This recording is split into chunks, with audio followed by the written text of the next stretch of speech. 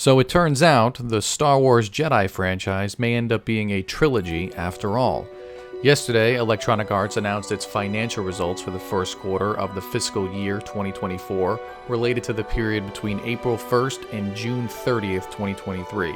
The company recorded $1.578 billion in net bookings for the quarter, up 21% year-on-year.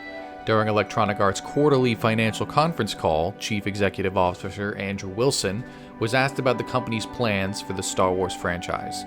Wilson boasted about Disney and Lucas, stating, "Yeah, we don't have anything to announce today, but we have an incredible partnership with Disney and Lucas. We've had incredible success in that partnership across the Battlefront and the Star Wars Jedi franchises, and absolutely with Star Wars Galaxy of Heroes. Our teams are always thinking about what are new experiences that we might be able to create. Certainly, I would love to see more in the Jedi franchise over time. It's just an extraordinary game that tells an extraordinary story.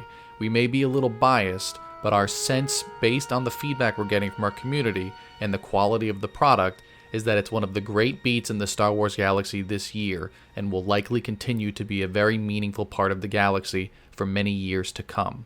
As we bring it to PlayStation 4 and Xbox One, we think there'll be another little bump there for the franchise, and so, nothing to announce today other than we have an incredible relationship with Disney. We've had incredible success so far in that partnership, and to the extent that we can find new opportunities to execute against new experiences, including live services, as part of that partnership, we will explore them." Now, I'm not too excited about the live services part, but when it comes to making the Jedi franchise a trilogy, even with the ending of Survivor being pretty conclusive, I would say, there's still a few directions they could take. One of them being, now with spoilers for anyone not having finished Jedi Survivor, but by the end of the group, most of the game is about trying to get to this planet called Tanalorr. Okay, so they can hide from the Empire.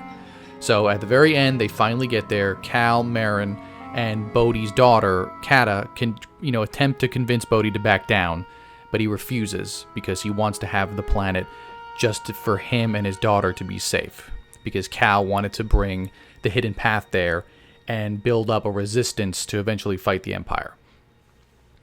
A huge fight happens. Cal is forced to eventually fatally shoot Bode.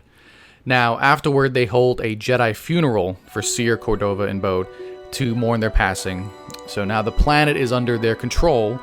Cal, Marin, and Grease decide to adopt Kata and plan to make contact with the hidden path to relocate them to Tanalorr. So a sequel from here could be Cal and company, amassing some form of army like, they were planning to do, which is what caused Bo to betray him.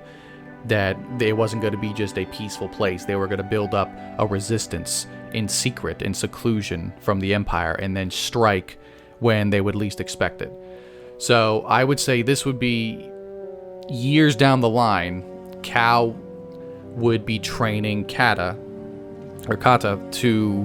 and she'd be his apprentice, being possibly a secondary playable character.